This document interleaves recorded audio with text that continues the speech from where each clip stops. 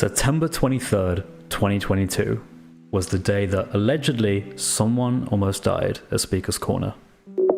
Now, to a lot of people, that probably doesn't ring too much of a surprise. Speaker's Corner is well known for having quite passionate debates, quite passionate speakers, people of whom perhaps sometimes use their fists or their hands in ways that they shouldn't.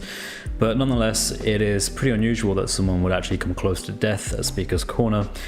But on September 23rd, 2022, just many months ago, this was the case. I'm talking about someone named Hatun Tash. So Hatun Tash is a regular at Speaker's Corner. Hatun Tash is someone who is an ex-Muslim who has repeatedly come to Speaker's Corner to spread the gospel and also to engage with Muslims, to evangelize to Muslims, to have debates with Muslims in a way that I guess you could only kind of describe as no holes barred, anything goes.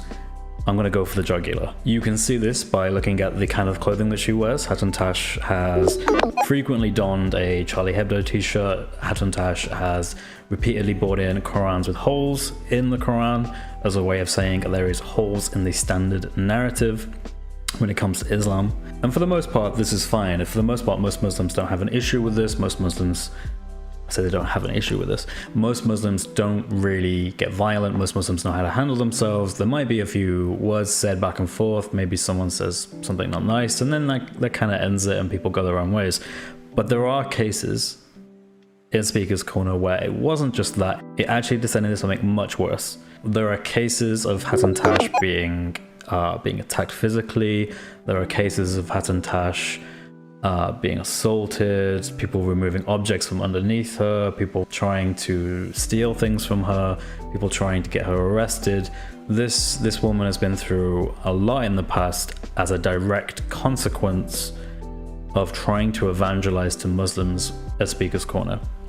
So who was the guy that almost did it? Well, it was a man called Edward Little, who allegedly, because his court trial is still ongoing, it's going, I think the court is due in July, but for the time being he has been arrested and awaiting his court day, and he has recently changed his plea from not guilty to guilty, and this is specifically under the charges of allegedly trying to buy a firearm for travelling from Brighton all the way up to London in a taxi with £5,000 in cash, then trying to use that £5,000 in cash to purchase a firearm in which to then shoot Hatun Tash.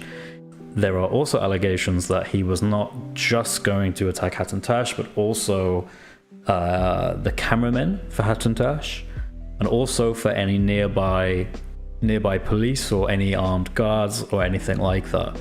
He admitted that he was researching Hyde Park, specifically Speaker's Corner.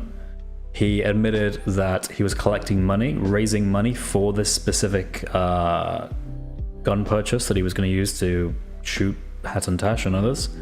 And just reading from what I read in the BBC article today, supposedly as he was traveling to London in a taxi, he asked the taxi driver if he could stop off at a mosque on the way there.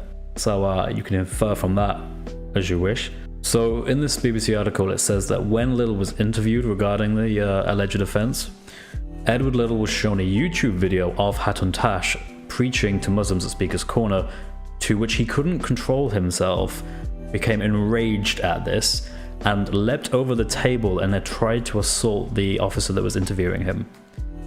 He then admitted guilt that he actually had now assaulted an officer, and actually got time in prison for assaulting that officer because they showed him the video of Hatun Tash. So clearly this guy has no self-control whatsoever. Now, one thing I want to bring up is when we look at all the different cases of violence that have happened at Speaker's Corner, particularly at people like Hatun Tash, there have always been those who have rushed to the defense of these people and try to make dishonest, insincere cop-outs for explaining why this keeps happening. And they keep saying things like, well, we don't know who it was, we don't know the motivation, we don't know the ideology, it could have been anyone and anything, who are we to say?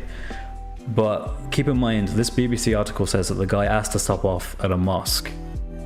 So this isn't just any ideology. This isn't just, you know, a bunch of really angry Quakers turned up to Speaker's Corner and wanted to have a word with Hatem Tash. This is something much more.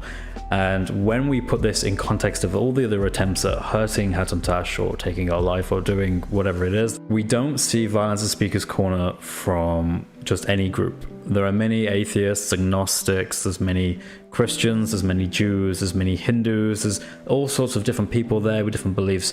And pretty much always, no violence comes out from that. It's been incredibly rare I've ever seen violence between atheists or Christians or any of those people from those different groups.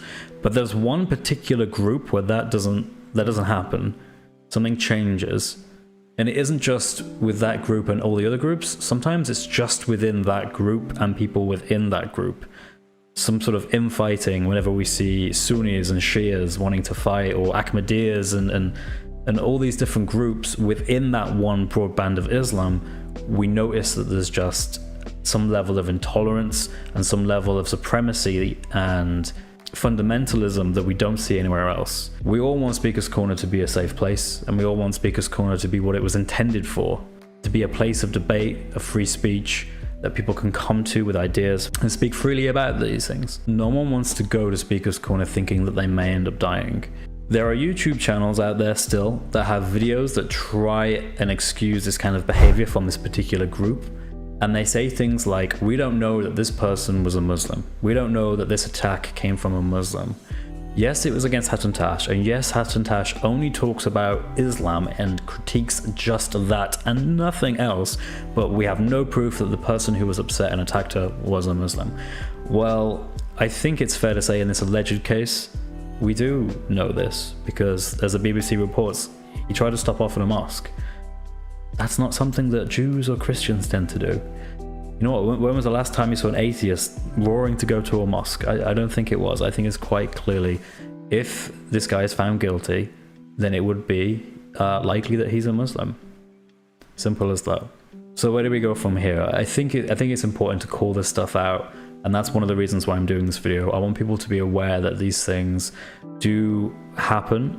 I think it's fair to say that this comes from one group in particular, more so than any other group. I think it's religiously motivated, and I think it's time we start calling it out and we start saying, we won't tolerate this at Speaker's Corner. We won't tolerate this in the UK or anywhere else.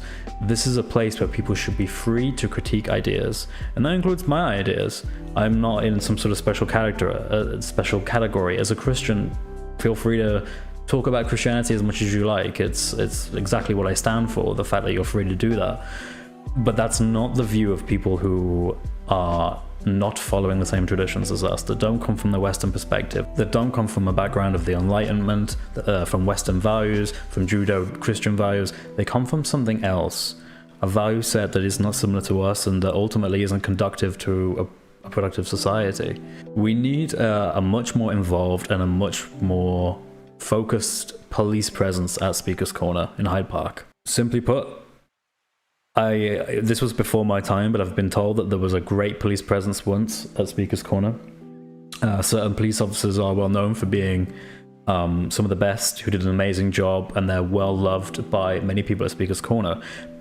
But that doesn't seem to be the case now. What we have now is a very rare and a very small and a very timid, and in all honesty, a very biased police force that, if they are present, they often blame the victim rather than the persecutors, because it's easier to blame the victim, which is often just one person, it's often Hatem Tash, rather than go for the actual source of the problem, which is the 20 to 30 to 40 to 50 predominantly young men who have gathered around this person, who are calling for them to be hurt in some way, to be arrested. They are calling all the worst names you could imagine, simply because they have a religious bias that does not understand tolerance, that does not understand freedom of speech, and doesn't understand freedom of expression.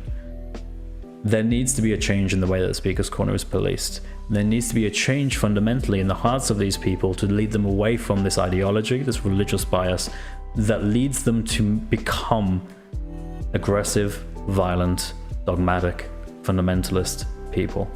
Ultimately, they should call him Jesus Christ, and they should accept that he is their Lord, not Muhammad. Someone who was sinless, someone who We as Christians would say he rose from the dead, but as a Muslim, you would at least think that he rose to heaven, that he never died. This person is evidently someone who is much better than Muhammad. You should have him as your Lord and follow him. God bless you. Have a nice day.